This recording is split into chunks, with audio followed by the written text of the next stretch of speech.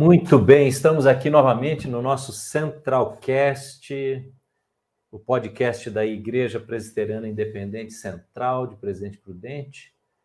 E hoje, completando uma jornada de 4 capítulos, 4 semanas, falando com a psicóloga Érica Nakano, nossa querida amiga, está aí já na tela para você ver, Érica Feltrin Marques Nakano. Sim. A Érica é psicóloga, doutoranda na área... Depois você diz certinho, Érica, a área exatamente da sua pesquisa, eu diria que é saúde... saúde burnout, alguma coisa assim? Não, eu não sei, mas você pode dizer. Eu posso falar. E a Érica está falando conosco sobre práticas da espiritualidade. Hoje nós vamos falar sobre a 4ª prática. Se você é a primeira vez que está conosco, volte lá nas nossas mídias e participe e assista, ouça a prática da oração, a prática da meditação e na Bíblia e a prática da solitude ou silêncio. Foi muito bom a semana passada conversar com a Érica sobre os objetivos e ver o silêncio como um meio para se alcançar relacionamento com Deus, relacionamento consigo mesmo e com as pessoas também, né? E como experimentar, como praticar esse silêncio, tão difícil tema para os nossos dias. E hoje nós vamos falar com a Érica sobre a contemplação da natureza, como é que a gente vê Deus na natureza, como que Deus fala conosco também com a natureza, como é que nós, nos conectando com a natureza, encontramos não apenas a natureza, o criatura, mas encontramos o Criador, né? Olá, Érica, seja bem-vinda ao nosso Centralcast. Olá, mas que alegria. Passou rápido, né, Evandro? Foram 4 encontros, né? 4 encontros. Espero que não surjam mais 4 temas, né? Para a gente não ir abrindo muitas janelas, né? Foram quase 4 horas de conversa sobre esse tema. Mas conversas muito gostosas. Obrigado mais uma vez pelo convite. E vamos aí para o nosso último tema, e eu já começo com uma confissão. Este é um tema que tem estado muito no meu coração e é o que eu tenho buscado me aprofundar mais. A gente até tem bastante coisa sobre oração, sobre meditação, sobre silêncio tem surgido. Agora, esta relação com a natureza, que nós estamos chamando de contemplação da natureza, eu não sei você, mas eu considero um tema pouco abordado. Pouco abordado, Érica. E eu creio assim, até que agora nós estamos, como sociedade também, como cristãos, né, conscientes muito mais hoje em dia, falando bastante da preservação da natureza, né? E entendendo que a natureza é obra do Criador e nós temos que adorar o Criador cuidando daquilo que ele fez, né? As crianças falam muito disso, os adultos falam muito disso, há muita consciência na área ecológica, não é? Mas esse tema de ver na natureza uma contemplação do Criador é um tema novo para muita gente. A gente ama passear num lugar verde, está conectado, né? Usa-se muito essa expressão, né? Conectar-se com a natureza, mas não nesse aspecto da espiritualidade. Então, o que é de fato que você está trazendo como prática quando você chama contemplação da natureza? Muito interessante. Primeiro que a palavra contemplação, ela é uma palavra muito distante do nosso vocabulário. Às vezes, o nosso meio cristão, a gente até escuta em alguns hinos, em alguns louvores, nós vemos, né, tem essas expressões na Bíblia, mas não é uma palavra que está nas nossas falas, na nossa boca, não é verdade? A gente não usa. E eu percebo que, às vezes, a gente, erroneamente, né, a gente associa contemplação a uma veneração, a uma adoração. E eu acho que eu citei isso quando eu estive aí, que o dicionário da Oxford, contemplar, é observar atentamente. Então, pensando nessa primeira palavra dessa expressão, contemplação da natureza. Contemplar não é adorar, não é venerar, né? E até a expressão natureza, esta é uma expressão que a gente vê, contemplação da natureza, né? Mas se nós fôssemos assim afunilar mais ainda, nós poderíamos falar em contemplação da criação. Certo. Né? Para nós, ela talvez essa expressão ela retrata mais o que nós estamos chamando dessa prática, né? Uhum. Este contato com a natureza, né, Evandro, como você bem colocou, ela talvez fruto, sim, de toda essa conscientização de meio ambiente, enfim, ela tem sido muito estudada na academia. Os benefícios que essa prática traz, né? Benefícios para corpo e mente, benefícios para a saúde física e para a nossa saúde psicológica, emocional, tirando o aspecto ainda como prática espiritual, né? Então, são muitos efeitos, benefícios, e é interessante porque quando a gente fala em pesquisas científicas, eu estou falando aqui de alguns estudos que traz benefícios que são mensuráveis. Certo. Então, é aquela coisa assim, você mede o nível do estresse da pessoa antes, daí você aplica a pessoa a uma série de práticas, de contato, enfim, de um protocolo, e depois você mede de novo. Você mensura o quanto que esta prática ela traz benefícios ou não. Estudos que trazem benefícios para o bem-estar psicológico também, né? Estudos que apontam também uma ampliação de uma capacidade cognitiva, uma organização cognitiva, né? Uhum. Ao contrário do que algumas pessoas pensam, existem estudos, eu posso passar, quem quiser se aprofundar nisso, eu posso tudo passar as referências depois. Estudo que aponta até mesmo que o envolvimento com a natureza pode trazer uma coesão social. Ao contrário do que você pode imaginar, né? Nossa, a pessoa vai para a natureza, vai para o mato e se desconecta de tudo. Não. Tem estudo que aponta essa coesão, né, social. Uhum. E na psicologia em si, Evandro, tem surgido uma área que eu tenho começado a tatear bem, assim, devagar, que é a ecopsicologia. Né? A gente sabe que existe alguns tipos de terapia, ecoterapia, né, que usa cavalos, animais, né? A gente sabe que traz benefícios, né? Aqui no Brasil tem um Instituto Brasileiro de Ecopsicologia, que, por exemplo, ele acabou de, agora, em junho de 2021, fazer uma parceria com a Fiocruz, e eles estão desenvolvendo alguns estudos daquela prática que eu citei quando eu estive aí, que iniciou no Japão, que é o que eles chamam de banho de floresta, Shinrin-yoku, que aumenta o impacto no sistema imunológico, enfim. Então, existem esses benefícios, né? Uhum. No corpo e na mente. Mas esta prática que nós estamos falando hoje, ela transcende esses benefícios que eu chamo terapêuticos, que não são ruins, mas eu acho que quando a gente fala da contemplação da natureza, ela atinge também essa dimensão da nossa espiritualidade, da nossa relação com Deus, né? Érica, e quando falamos sobre a contemplação da natureza, nós não estamos falando, vamos ver o que você diz sobre isso, nós não estamos falando necessariamente de uma imersão na floresta, como você disse, não é?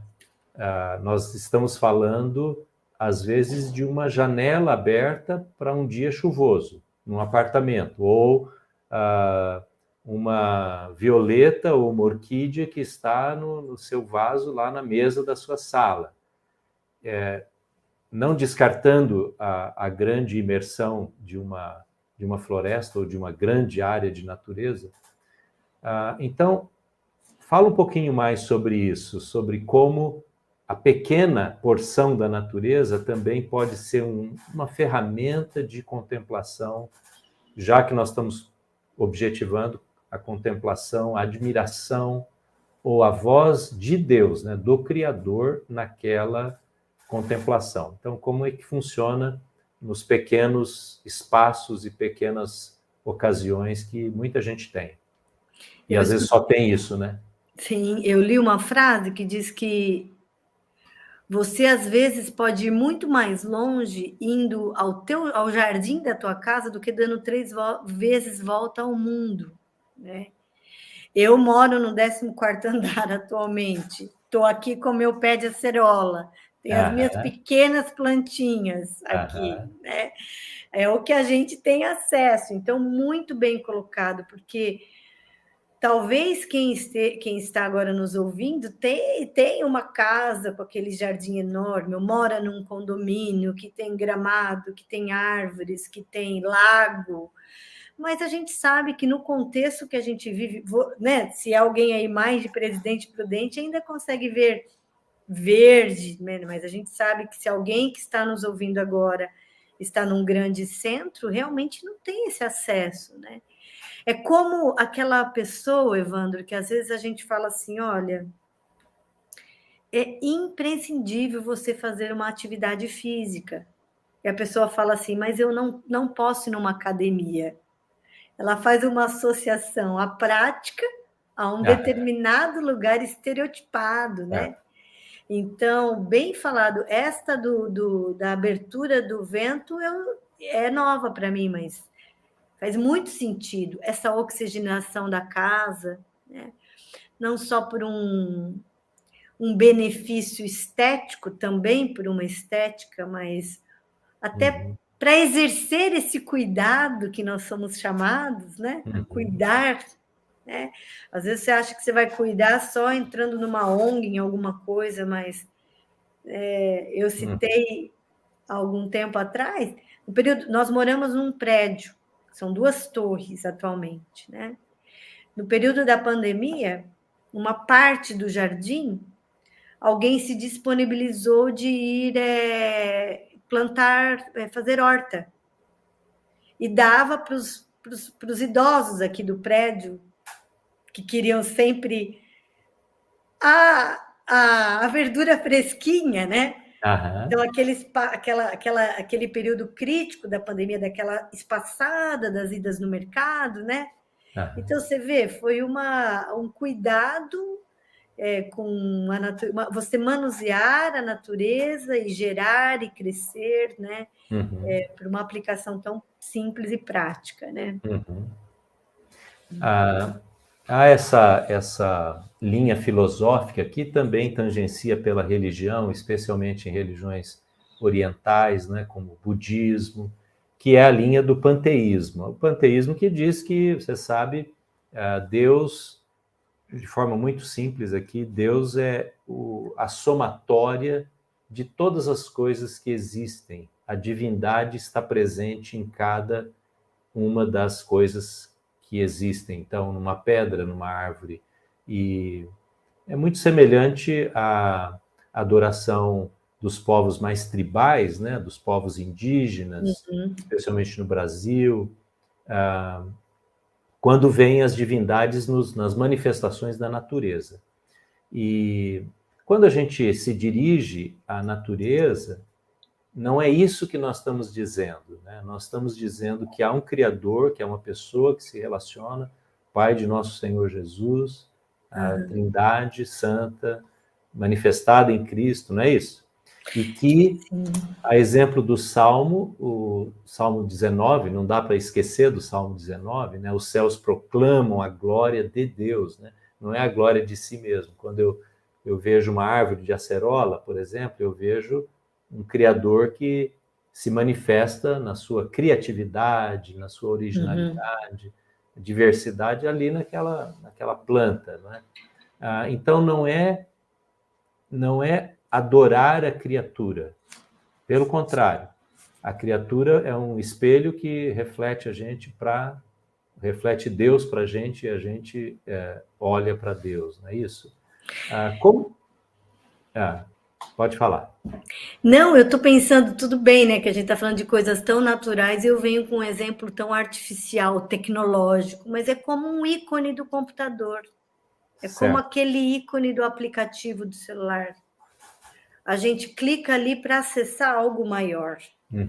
Ótimo. Não é algo que a gente clica e para ali. Uhum. Isso é idolatria. Certo. Né?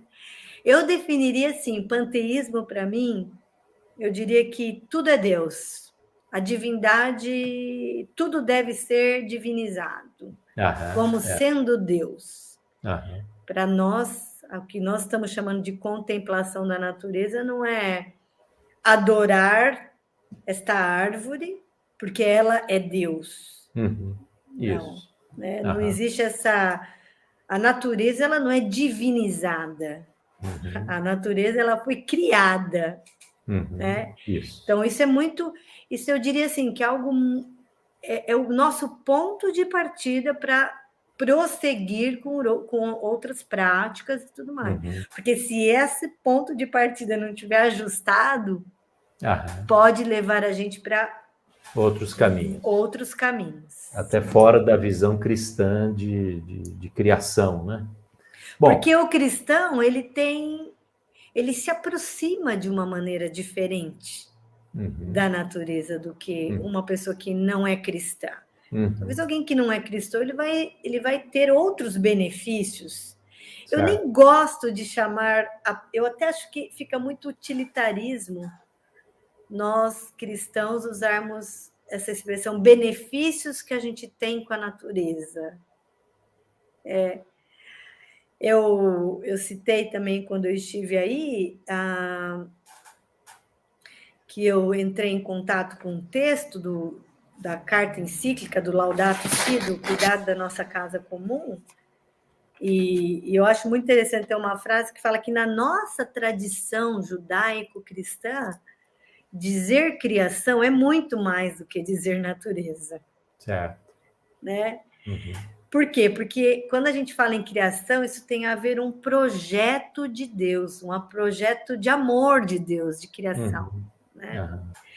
E eu até acho interessante que ele fala que é um projeto de uma expressão de amor tão grande que cada criatura tem o seu valor e o seu significado. Né? Então, para nós cristãos, a natureza, a criação, ela é uma contínua revelação desse divino, e não que ela é algo divino. Então, são diferentes, né? São coisas diferentes. Até na preservação, né, da natureza, a motivação é o Criador, é a honra e a glória que ele merece receber.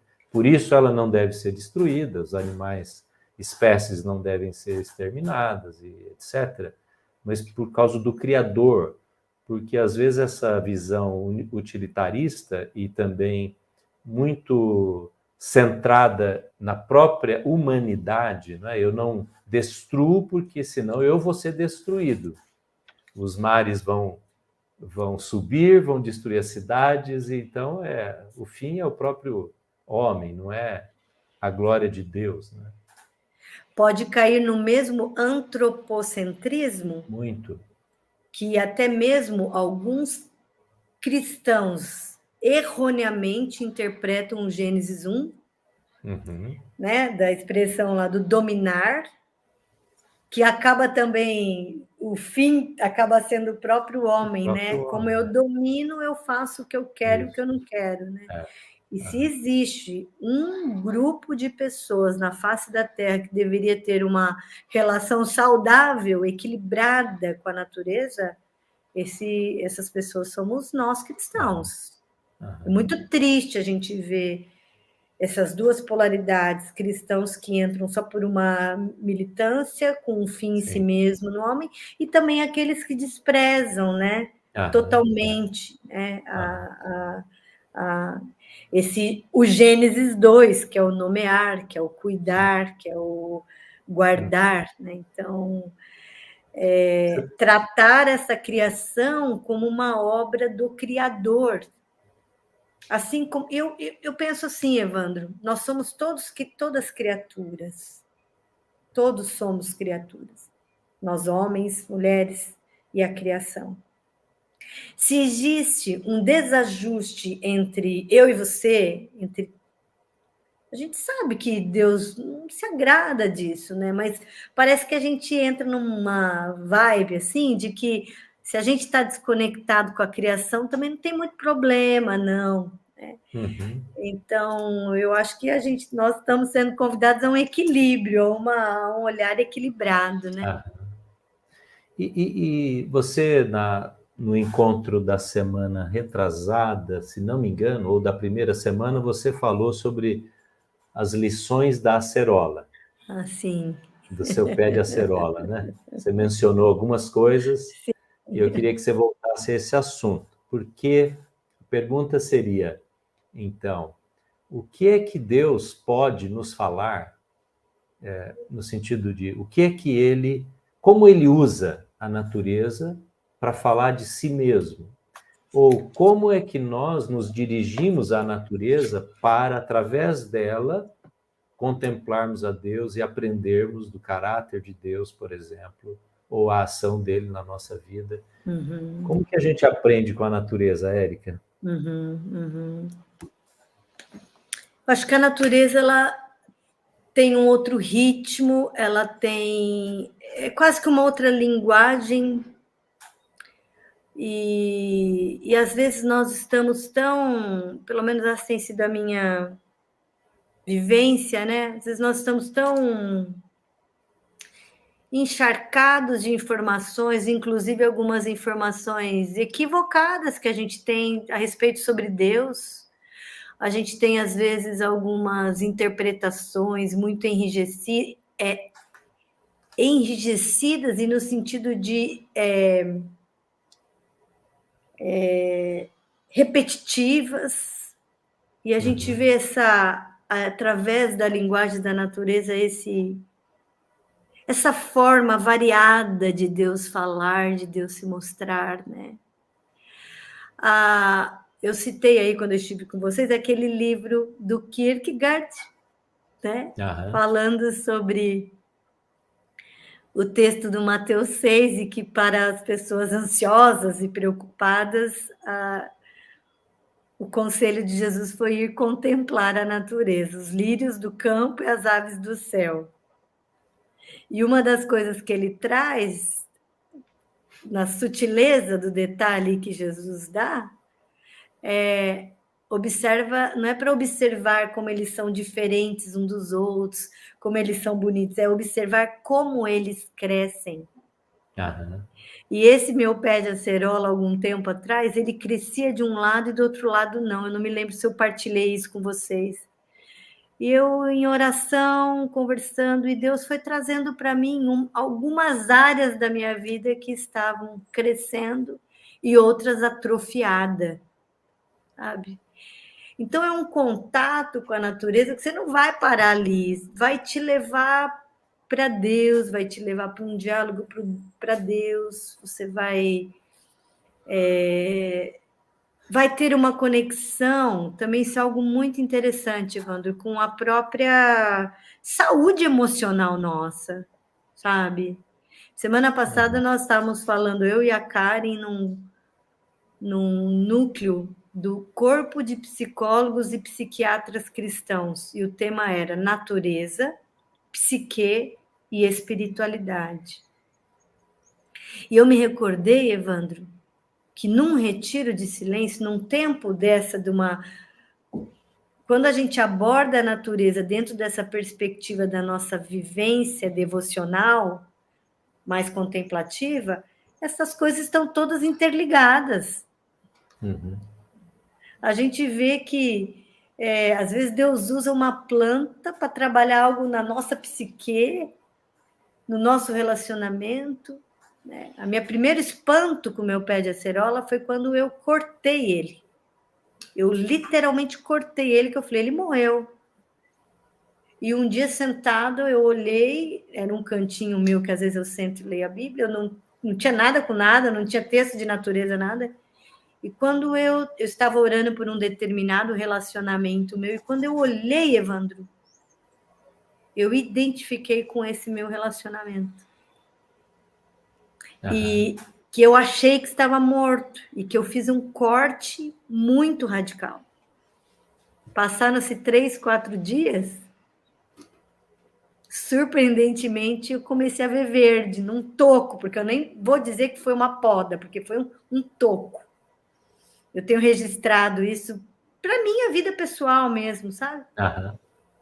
E eu comecei a todos os dias, antes de iniciar a minha leitura bíblica, eu levava a minha filha na escola, voltava, eu ia ver o pé de acerola, daí eu dava água, comecei a dar água com regularidade, comecei a observar, ele fica numa quina com o vento, e eu comecei a ver que as folhas eram muito verdinhas, mas muito frágeis, elas precisavam serem mais protegidas, e eu comecei a aplicar esses princípios nesse relacionamento.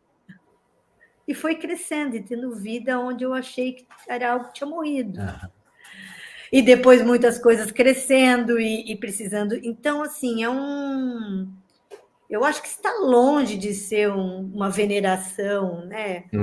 É claro, o que Deus quer me mostrar com um vento forte, com um vento fraco, o que Deus quer me mostrar com essa chuva, né? Eu acho que com esse sol, com esse calor, com esse deserto, com essa seca, né? Acho que é por aí que eu tenho ido aqui em casa. Interessante, Érica, que Jane e eu temos também uma relação com o pé de acerola antiga já, sabe? É a mesma fruta. Era acerola! Porque nós tínhamos um pé de acerola muito já viçoso, grande em casa, já tinha um pé de acerola com 1,5 metro de altura, já é esparramado, né? Dá muita fruta já. E o nosso não tinha fruta. Já há vários períodos que ele deveria ter frutificado, não tinha ainda. Eu decidi cortá-lo. E Deus me usou aquela situação para falar sobre esperança e paciência na nossa vida, usando uma árvore, né? Um elemento da criação. Porque nós estávamos com um plano muito claro para nós de executarmos uma determinada decisão e não estávamos conseguindo. Num determinado dia, uma pessoa chegou para nós e disse que tinha tido uma visão, e eu acredito em manifestações assim, sobrenaturais, né? Sim. A pessoa estava orando por nós e teve uma visão de uma árvore que eu estava com um machado na mão para cortá-la. E Deus disse para essa pessoa que essa pessoa deveria dizer para nós: não corte, porque o fruto virá num determinado momento. E eu tinha conversado com uma outra pessoa sobre esse plano nosso, né, que não tinha nada a ver com cortar a árvore. Eu queria cortar a árvore porque ela não estava frutificando.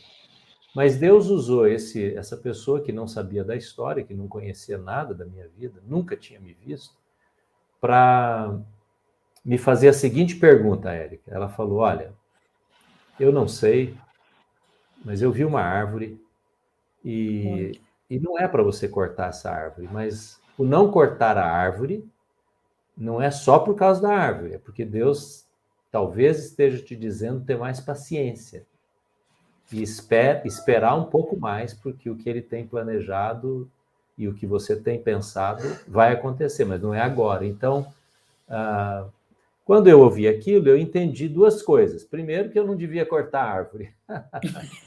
Prático, coisa prática. Usando aquela conversa para me ensinar através daquela árvore. Então, você falou aí do sol, né?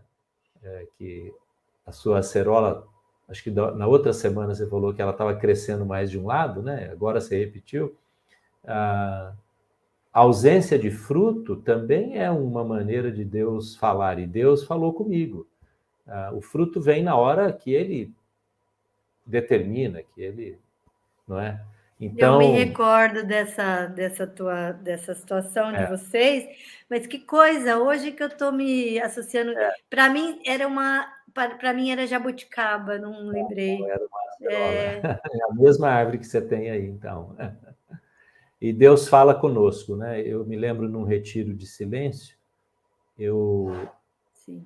com a Lilo, né, que você conhece tão bem, eu saí para uma caminhada também silenciosa embaixo de muitas árvores e eu encontrei uma pedra e aquela pedra foi uma maneira de Deus falar comigo naquele dia. Muito, eu tenho essa pedra até hoje no meu escritório, na minha biblioteca,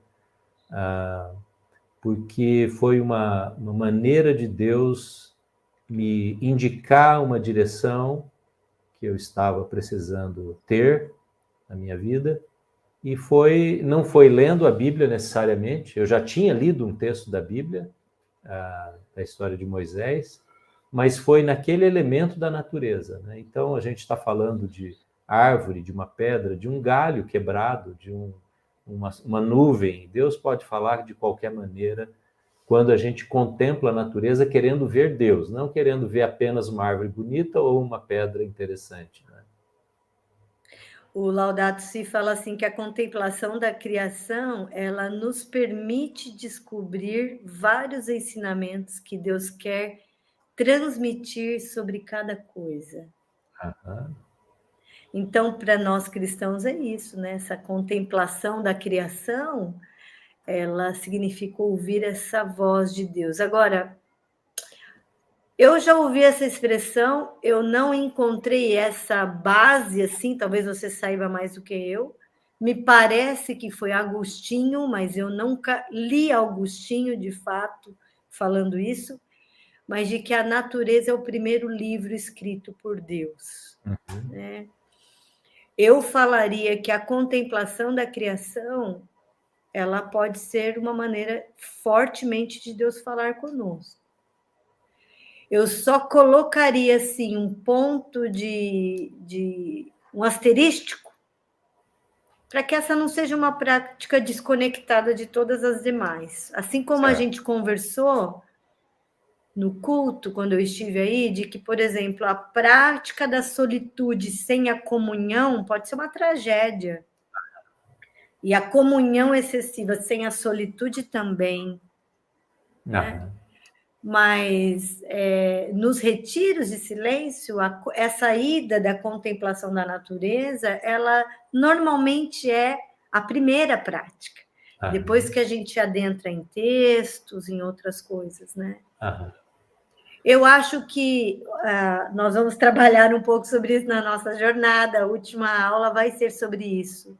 Certo. Porque a contemplação da natureza, Evandro, ela permite nós entrarmos em comunhão com Deus, utilizando os 5 sentidos. A nossa corporeidade como um todo.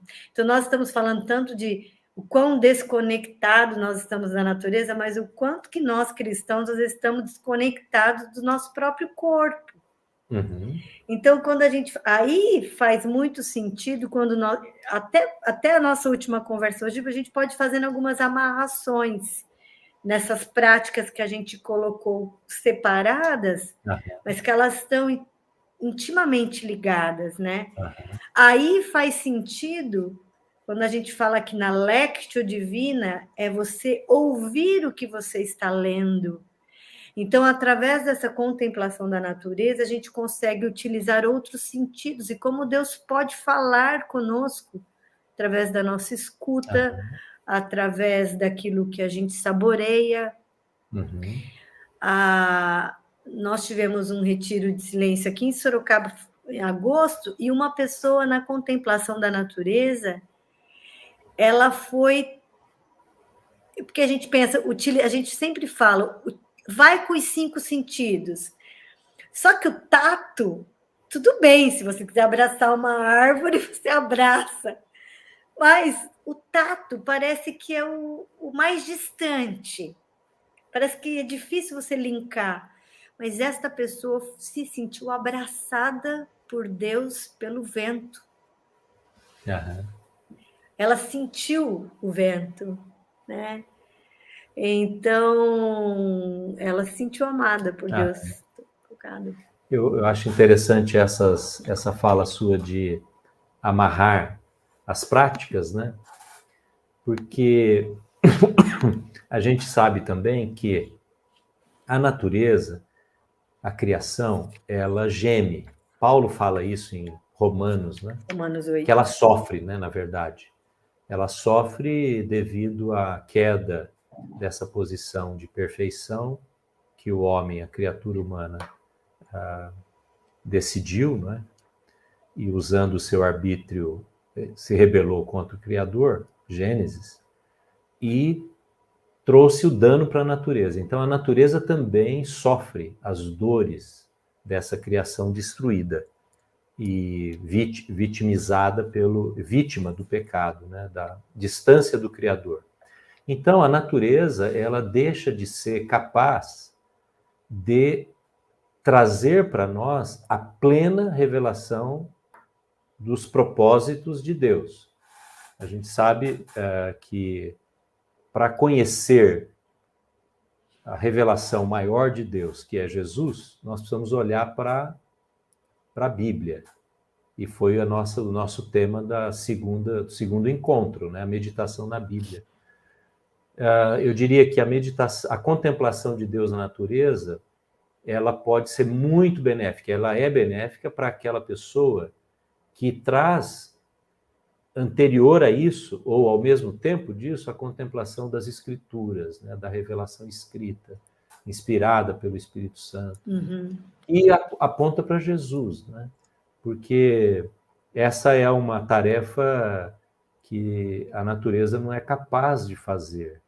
A natureza ela é como um ator, eu diria, não é? Um ator coadjuvante na revelação de Deus, porque o ator principal é a Bíblia usada pelo Espírito Santo, que é o Espírito Santo é quem foi enviado, né, para nos convencer e ele que fala conosco no silêncio também. Eu acho que o Espírito Santo tem tudo a ver com esse tempo da quietude, da solitude que você mencionou a semana passada, porque ele é a voz que também está no nosso interior, né? E ele pode usar muito a natureza para nos apontar alguma coisa. A necessidade de água, quer dizer, a água é ele mesmo, né? Jesus é a água. Ele pode mostrar a necessidade do sol, enfim, de nutrientes na nossa vida. Você falou aí da sua experiência com a sua árvore, né? Então, parece que elas se amarram mesmo, né? E que bom que elas se amarram. Sim, muito, muito. É difícil a gente imaginar uma contemplação da natureza com um barulho enorme, com um som, com uma, né? Parece que não é difícil, né? Com os sons artificiais, né? Porque os sons, a gente escuta os diversos tipos de sons, né? Essa tem sido uma prática minha ultimamente, às vezes. Eu descobri uma playlist com sons da natureza. Quando eu não posso me deslocar para uma floresta, sim. eu, às vezes... Você se imagina nela. Eu tenho conhecido pessoas que atendem pessoas, Evandro, o quanto que a escuta pode ser refinada, identificando os vários ruídos, os vários tipos. Isso é para uma outra conversa, né? Elas são... Se nós pudéssemos pensar igual, a gente fala que a natureza... Eu fiz essa afirmação imprudente, que a Bíblia é recheada de elementos da natureza. Eu fiz essa... Né? Mas não é a natureza que... Deus usa a natureza para falar conosco, mas não é a natureza que nos salva, é Jesus que nos salva, né? Verdade.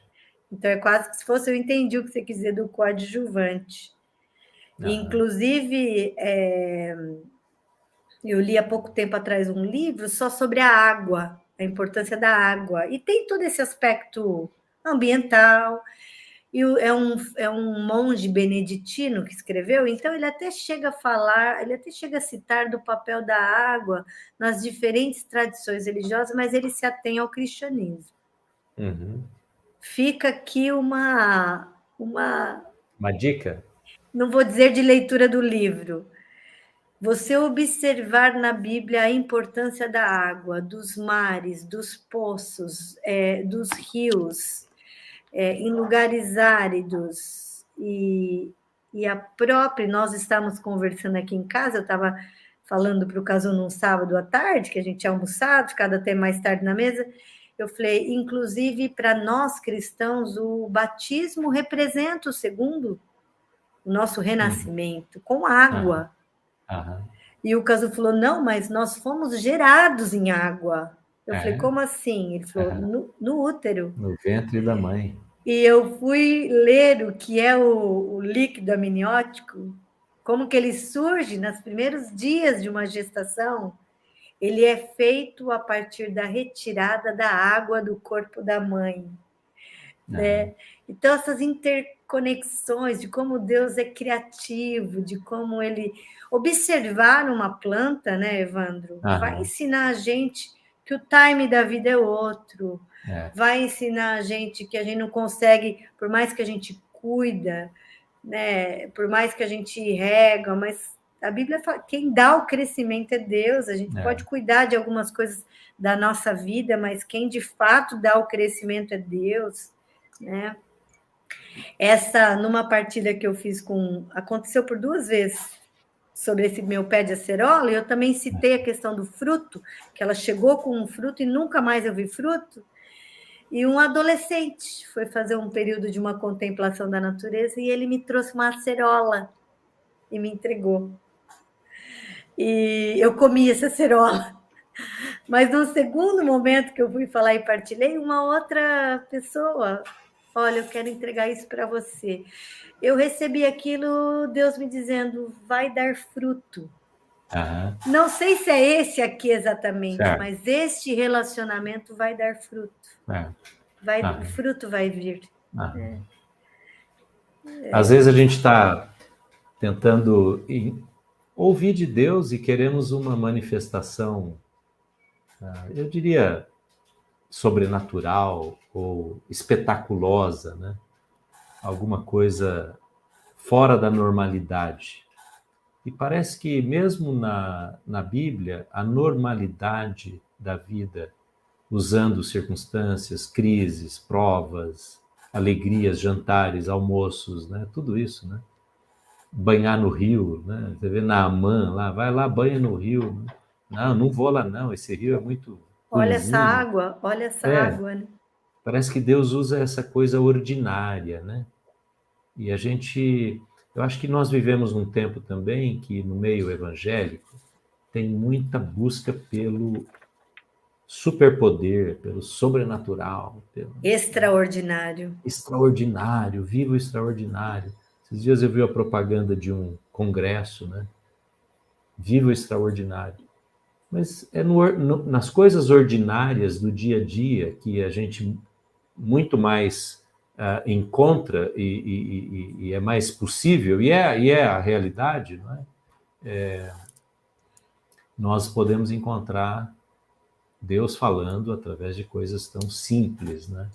Então, a nossa dica hoje, o nosso desafio é para que as pessoas olhem a natureza e aprendam as lições que Deus já nos ensinou na Bíblia, já nos ensinou através da oração, e que a gente veja Deus, no momento que Deus age na natureza, ele também quer comunicar seu caráter, a sua maneira de agir e comunicar o seu tempo, né, o timing de Deus na nossa vida. Sim. É isso, né? E olha a natureza que está perto de você, mas aquela que está perto mesmo. E outra coisa, Evandro, a gente ainda corre o risco, né, de dizer natureza e excluir, às vezes, animais, né? Até os bebês, as crianças, que também é obra da natureza de Deus, né? Eu acho que nós somos também, né, obra da criação. Por isso, quando a gente fala em criação, a gente dá uma ampliada, né? Porque a gente traz implícito o Criador, e quando a gente fala a palavra criação, ela é mais ela inclui, ela abarca até nós mesmos, né? Então, às vezes, um animal, às vezes enfim, Eu falei também, né, do aquário, de ter dado muita comida e os peixes morrerem, e isso, enfim, algumas lições. Então, acho que olha o que está perto. Agora, se você não tem nada de criação perto de você, aí fica uma dica, procure alguma coisa, nem que se for uma borboleta, um peixinho, alguma coisa, né, Evandro?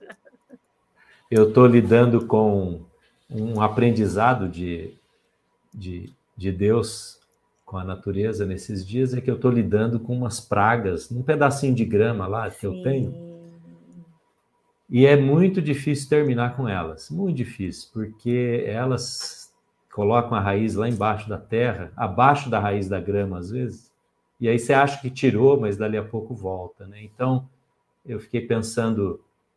como tem coisas que vão se enraizando na nossa vida, às vezes uma tristeza, uma decepção, uma mágoa, um afastamento, qualquer coisa, né? E Deus me disse, né, sobre essa necessidade da busca contínua por averiguar onde estão essas coisas na nossa alma, essa limpeza, higienização, né? Você falou da higiene do sono, né? Higienizar a alma, no sentido de orar o Salmo 139, né? Sonda-me, ó Deus, vê se há em mim alguma coisa. Porque senão é como uma erva daninha que, num determinado momento, toma todo o espaço, né? Então, eu tenho me esforçado para tirar as ervas daninhas da grama, mas tenho também pedido para Deus, eu não quero conservar nenhuma erva daninha, né? Nenhuma coisa... É que a gente bateu bem, é isso mesmo, nessa tecla de que Deus fala conosco através da natureza, mas nós também podemos usar a natureza como alegorias para as nossas orações, como pedidos, não é verdade? É verdade. A gente pode, como você está bem mostrando aí, né? Porque senão a gente também vai ficar naquela agonia, mas será que Deus está me falando ou não? Aquela coisa, por buscar, né? Um significado ou um símbolo. É muito mais natural, né, que a gente imagina, né? É isso mesmo. Muito bem. Érica, você vai ter um encontro online, uma oportunidade que você pode apresentar para nós agora sobre também esse tema? Sim, nós vamos começar um curso. Na verdade, quem está encaminhando esse curso especificamente sobre a natureza é a Karen Vondrasek, uma outra psicóloga do CPPC, Corpo de Psicólogos e Psiquiatras Cristãos. Nós vamos estar juntas, e ela me convidou, eu e uma outra bióloga, para nós estarmos juntas. Num curso que ele é sobre Bíblia, natureza e nós. Esse nós fez toda a diferença, porque não é só você estudar dois assuntos desconectados dele, né? É Bíblia, natureza e nós.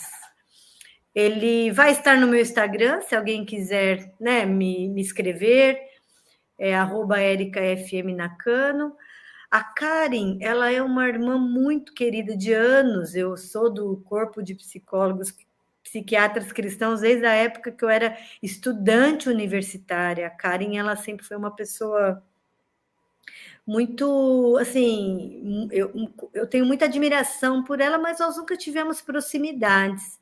Até que este ano, no mês de fevereiro, ela citou um livro num grupo de membros plenos que nós fazemos. Eu olhei aquele livro, eu fui fisgada por aquele tema. Ele chama Wild Church, Igreja Selvagem, como a natureza nos ajuda a adentrar. E esta pastora dos Estados Unidos, eu maratonei o livro, ele ainda não tem em português, pode ser que nós consigamos mas ainda está tudo em vias.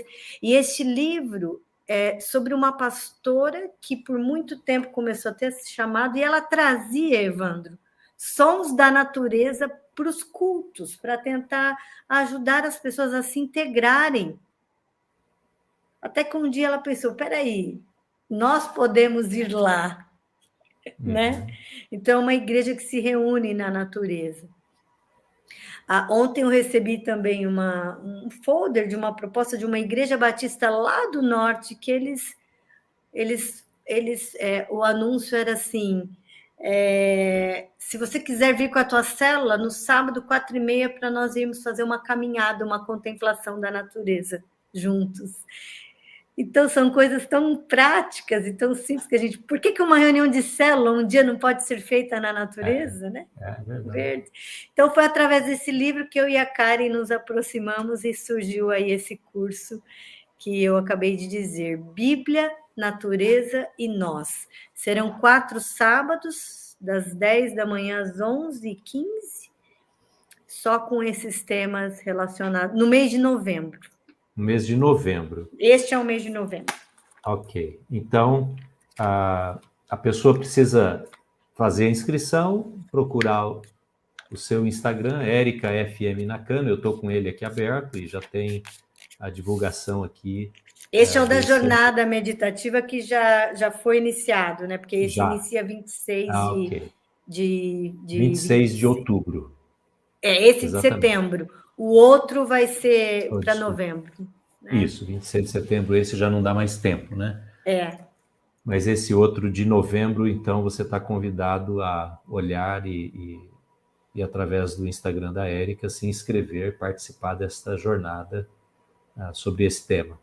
Érica, muitíssimo obrigado por você ter gasto esse tempo, investido essas horas na nossa conversa. Como eu disse, quase 4 horas de conversa sobre práticas para a espiritualidade, para a busca deste crescimento naquilo que é ouvir, naquilo que é falar com Deus, naquilo que é aprender do caráter de Deus, usando os 4 aspectos da prática: vida de oração, meditação na palavra, silêncio e solitude, e a última de hoje, que foi a contemplação da natureza.